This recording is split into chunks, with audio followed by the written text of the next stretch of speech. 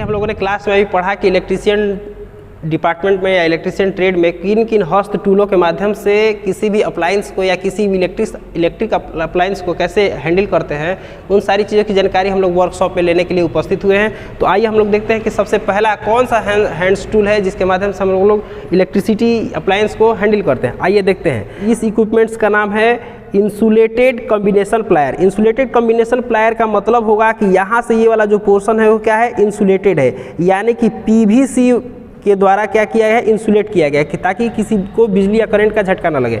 सामान्यतः इसकी जो लंबाई होती है वो 150 mm से 250 mm तक होती है, अर्थात इसका लंबाई कितना होता है, 150 mm से 250 mm के बीच होता है। इसका यूज कहाँ होता है, तो इसका यूज जो होता है किसी तार को काटने में या तार को मोड़ने में इसका यूज होता है। ये जो बेसिकली जो होता है, ये जो होता है स्टील का बना होता है। ये किस चीज़ का बना होता है, स्टील का बना होता है। ज़्यादातर एग्जामिनेशन हॉल में जब बच्चे एग्जाम के लिए उपस्थित होते हैं तो पूछा जाता है कि इस डिवाइस का नाम क्या है, तो बच्चे को पता ही नहीं था। वो आम भाषा में प्लायर बोलते हैं। प्लायर नहीं है, ये इंसुलेटेड कॉम्बिनेशन प्लायर है। ये दूसरा इक्विपमेंट्स है, दूसरा हैंड टूल्स है। इस टूल्स के माध्यम से हम लोग किसी तार को क्या करते हैं, मोड़ते हैं। तो ये इस टूल्स का, इस हैंड टूल्स का नाम होता है इंसुलेटेड राउंड नोज प्लेयर, यानी कि ये इंसुलेटेड है, ये भी पीवीसी के द्वारा इंसुलेटेड किया गया है और ये जो है स्टील का बना होता है। ठीक है, इसका नाम नोज प्लेयर क्यों पड़ा, क्योंकि इसका जो आगे का जो सिरा होता है वो बिल्कुल एज की तरफ होता है, यहाँ पे नोज की तरफ होता है, नाक की तरफ होता है, दोनों एज मिले हुए हैं, इसलिए इसका नाम नोज प्लेयर पड़ा। इसका यूज कहाँ करते हैं, ये दोनों जो होता है इसको हम लोग बोलते हैं इंसुलेटेड, ये गैप होता है, ये राउंडेड नोज होता है, ये आपका ये कटर होता है, ये पूरा पोर्शन कटर होता है, ये हैंगिंग डिवाइस होती है। इसका हम लोग किसी तार को गोल रिंग बनाई जाती है, इस इक्विपमेंट्स की सहायता से किसी तार की गोल रिंग बनाई जाती है। चलिए हम तीसरे इक्विपमेंट्स की तरफ बढ़ते हैं, जिसका नाम है, ये सबसे फेमस इक्विपमेंट्स है जिसको बोलते हैं हम लोग screw driver. Insulated screw driver, इसका पूरा नाम क्या होगा, इंसुलेटेड स्क्रू ड्राइवर। इंसुलेटेड मतलब हम लोग जान ही रहे किसी चीज़ को बिजली से झटका से बचाने के लिए इसको इंसुलेट किया गया, यानी कि इस पर पीवीसी वायर को लगाया गया है। इसका काम क्या होता है, इसका काम किसी स्क्रू को खोलने के लिए होता है। ठीक है, इसके टिप जो होता है ये चौड़ा होता है, इसके माध्यम से हम लोग क्या करते हैं, किसी नट को क्या करते हैं, आसानी से खोल लेते हैं। ये इंसुलेटेड होता है और ये इसको हैंडल बोलते हैं। इसको क्या बोलते हैं हम लोग, हैंडल बोलते हैं। अब हम तीसरे इक्विपमेंट्स की तरफ बढ़ते हैं। तीसरा इक्विपमेंट्स है, ये इसका नाम होता है बॉल पिन हैमर। ये हैमर जो है बॉल पिन है। बॉल पिन इसका नाम क्यों पड़ा, क्योंकि इसका ये जो राउंडेड पोर्शन है ये एक बॉल की तरह है, इसलिए इसका नाम बॉल पिन हैमर बना। ये गिट्टी के दीवार को पर जगह बनाने के लिए या किसी चीज़ को तोड़ने के लिए इसका हम लोग यूज करते हैं। चलिए आगे की तरफ बढ़ते हैं। अब चौथा इक्विपमेंट्स है जिसका नाम है क्रॉस पिन हैमर।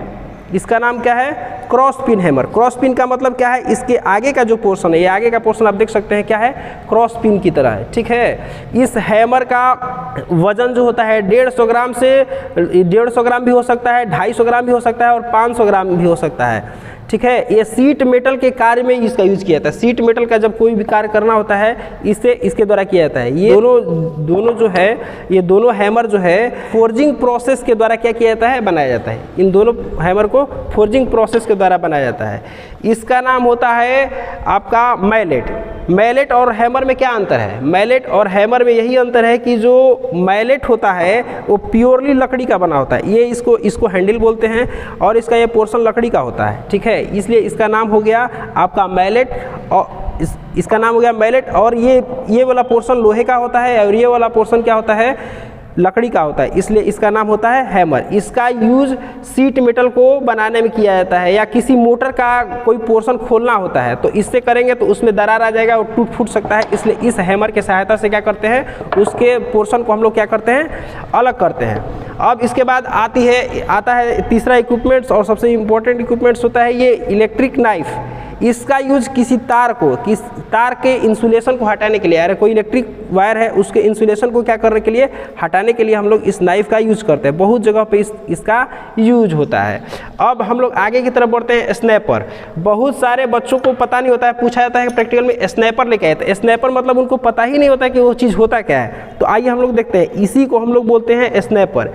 इसका यूज जो होता है इस खांचे के माध्यम से, इस गैप के माध्यम से हम किसी नट को पकड़ के आसानी से क्या कर सकते हैं, खोल सकते हैं, इसलिए इसको हम लोग स्नैपर बोलते हैं। स्नैपर भी बहुत तरह के होते हैं, इनमें बहुत सारा जो है मार्किंग किया रहता है। 10 नंबर का स्नैपर होता है, कोई 12 नंबर का होता है, कोई 8 नंबर का होता है। तो बहुत सारे स्नैपर अलग अलग किस्म के होते हैं। चलिए आगे बढ़ते हैं, जिसका नाम है कोल्ड चीजल।